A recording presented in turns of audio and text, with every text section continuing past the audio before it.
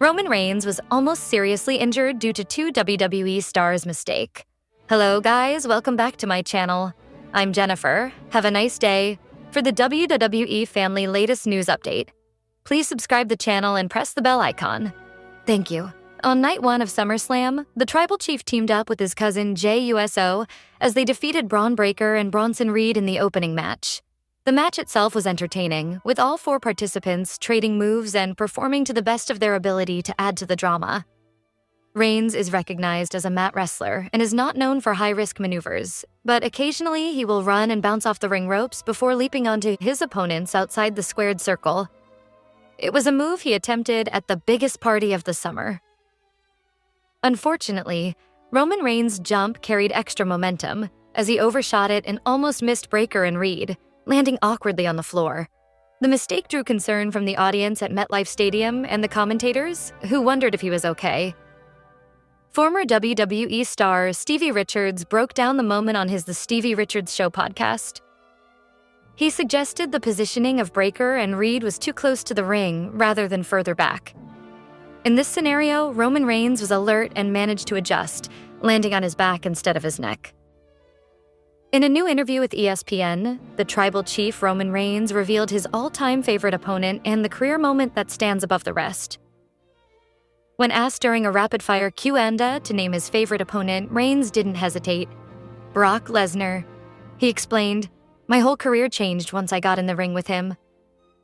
The two have a storied rivalry, headlining WrestleMania against each other 3 times, with their most recent clash taking place in the main event of SummerSlam 2022.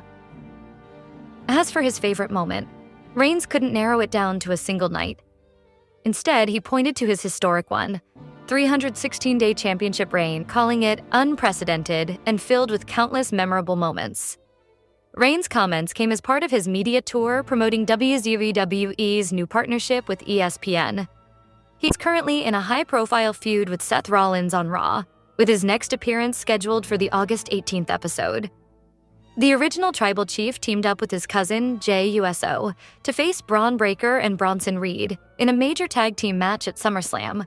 During the contest, which ended in Reigns and Uso's victory, the 40-year-old delivered an impressive dive from the ring to Breaker and Reed outside.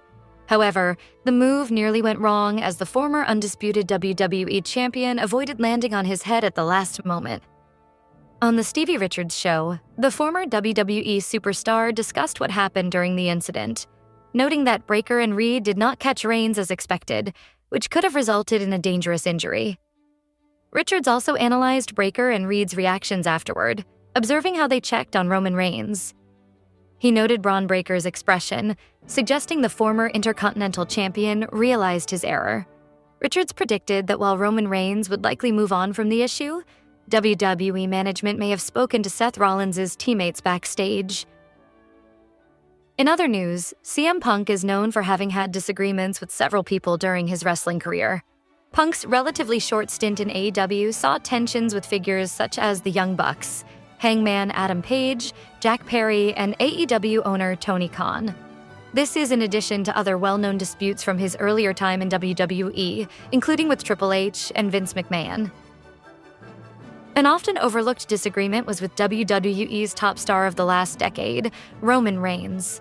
The two had limited interaction for years until Punk returned in 2023 with their first major storyline together, taking place during the build to WrestleMania. Despite the on-screen collaboration, past remarks from Reigns in interviews suggested lingering tensions. The origin of this conflict traces back to Punk's appearance on Colt Cabana's The Art of Wrestling podcast in 2014, which was at the center of several of Punk's professional disputes. The now infamous piece of audio has been the gift that keeps on giving for Punk over the years, as it not only highlighted his grievances with WWE, McMahon, Triple H, Ryback, and others, but also led to a lawsuit against him and Cabana that damaged their friendship and served as the catalyst for his AEW problems. It also was what caused the fissure between Punk and Reigns, although not in the way most would remember. That's because Punk didn't actually say much about Reigns during the initial podcast. Instead, saving his remarks for the follow-up Punk and Cabana did just days later. The follow-up featured less of Punk criticizing people, but did feature a now-famous story where Punk told Cabana about WWE's plans to have Punk defeat Reigns, Jon Moxley, and Seth Rollins in a 3-on-1 match, while stressing to Punk that he had to make Reigns look really, really strong in the process. Ironically, Punk's tone during this story would suggest his issues were less with Reigns, and more with WWE's inexplicable booking decision and subsequent micromanaging of the situation. Nevertheless, "Gotta make Roman look strong" became a rallying cry for fans frustrated with Reigns' push over the next few years, and many continued to believe that the quote was Punk taking aim at the future tribal chief. That was certainly how Reigns took it in those aforementioned media appearances where he responded to Punk. And so, the tension between Punk and Reigns was born, perhaps from a misunderstanding. Punk was one of the most polarizing figures in the professional wrestling world before he ever made it to WWE, let alone since he walked out of Vince McMahon's company in 2014 due to alleged medical negligence, frustrations with creative, and more. Following his controversial appearance on former friend Colt Cabana's The Art of Wrestling podcast, where he criticized the wrestling business and WWE as a whole, Punk largely stayed out of the limelight outside of a brief, unsuccessful UFC run. He unexpectedly returned to wrestling in AEW in 2021, where his short run with Tony Khan's company was heavily marked by controversy. None of this made Punk any friends in the industry, nor did the backstage altercations that ultimately led to him being released by AEW president Tony Khan, who stated he feared for his safety backstage at Wembley Stadium. Equally surprising, if not more so, was his return to WWE at Survivor Series, War Games in Chicago in 2023. Many fans thought Punk would never come back to the company after he was officially let go on his own wedding day. But with Vince McMahon out and Paul Triple H Levesque, who Punk once referred to as McMahon's doofus son-in-law, at the head of creative, the prodigal son came home joining a locker room full of WWE stars who were already preparing their promos about how long he had been gone. From t-shirt grudges and disputes over finishing moves to backstage disagreements and public comments at press conferences, there are plenty of wrestlers who don't get along with Punk, both in AEW and his current home of WWE. And if you asked him about this list, he'd probably just name a few more we forgot. The most infamous backstage incident involving Punk is now known in wrestling lore as Brawl Out. At a press conference following AEW All Out 2022, newly crowned AEW World Champion CM Punk vented his frustrations with company EVPs the Young Bucks, Matt and Nick Jackson, and Hangman Page, all while seated beside AEW President Tony Khan. Punk criticized the Bucks for what he perceived as their ineffectiveness as EVPs, saying they couldn't manage a target, and called Page an empty-headed fool. Punk also claimed the Bucks leaked information to media members that he had pushed to get Colt Cabana moved from AEW to ROH following Punk's hiring. The press conference was the first time Punk uttered his now well-known line, "I'm hurt, and I'm old, and I'm tired, and I work with difficult people." Punk's comments led to the Bucks and fellow EVP Kenny Omega visiting Punk's locker room, which resulted in a physical altercation in which Punk's friend Ace Steel allegedly bit Omega, leaving a mark. Nick Jackson reportedly sustained an eye injury from a thrown chair, and Omega had to protect Punk's dog Larry, who nonetheless was said to have been injured during the incident. Others backstage who attempted to stop the situation included Christopher Daniels, Brandon Cutler, Pat Buck, and Michael Nakazawa, who were also investigated afterwards. Steel was the only one dismissed. In the fallout, Punk was moved to AEW's newest show, AEW Collision, and the Elite kept their spot on AEW Dynamite. Omega clarified his relationship with Punk in April 2024 and said they were never bad, and there is mutual respect there. He said he doesn't believe there are any issues between them.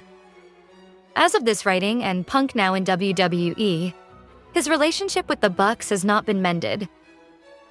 Punk and Hangman.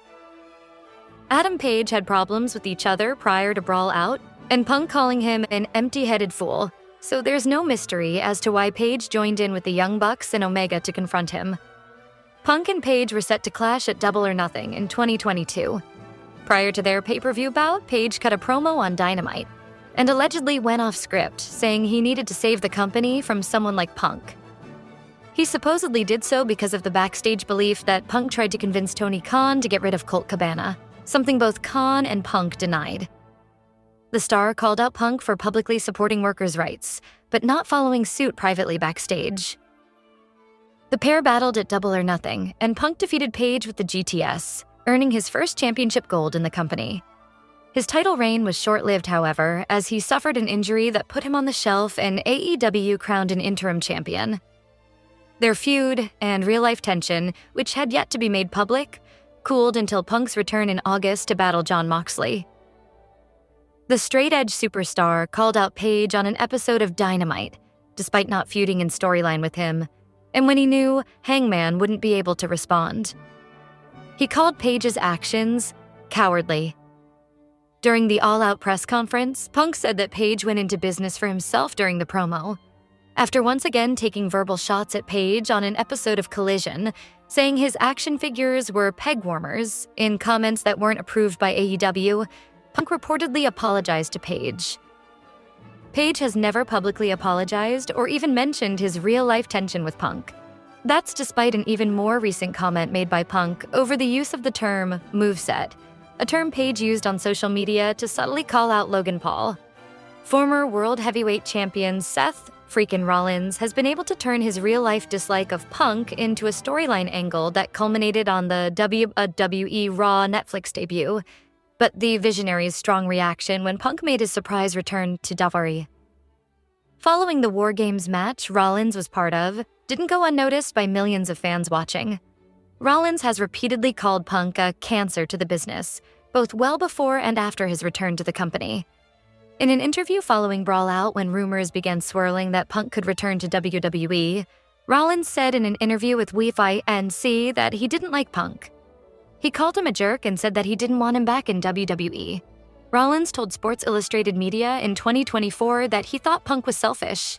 He said, "The Second City Saint said some bad things about him and talked down about the industry for years, and he was insulted by it all. He said he wouldn't get into anything involving Colt Cabana, but said he felt like Punk was a fraud in that sense as well." Rollins admitted he wouldn't call it hatred, but deep-rooted animosity. Following their match on Raw, Rollins sat down with Jackie Redmond and further explained his issues with Punk. He spoke about Punk helping him when he started out in WWE, and they were even friends. Rollins explained everything went south, likely when Punk walked out of the company. Rollins previously claimed that his former friend and mentor ghosted him and his other friends in WWE when he left in 2014. In the same interview, Rollins said their rivalry, sparked by real-life tension, will likely go on for a long time. NJPW's Kenta is another wrestler who has had ongoing disputes with Punk, primarily over their use of the same finishing maneuver, the go-to-sleep, or GTS. Kenta has not been shy about declaring that the GTS was his creation, and he believes Punk copied it. Back in April 2020, Kenta quote-posted a video on X, then known as Twitter, of him hitting the move on another wrestler in the ring. He said in the post that the video showed his very first Dara Zero GTS before someone used it in WWE. When Danhausen used the move, he tagged Punk in a post on social media. Punk responded and said the AEW star should ask Kenta, because he seemed sensitive about it.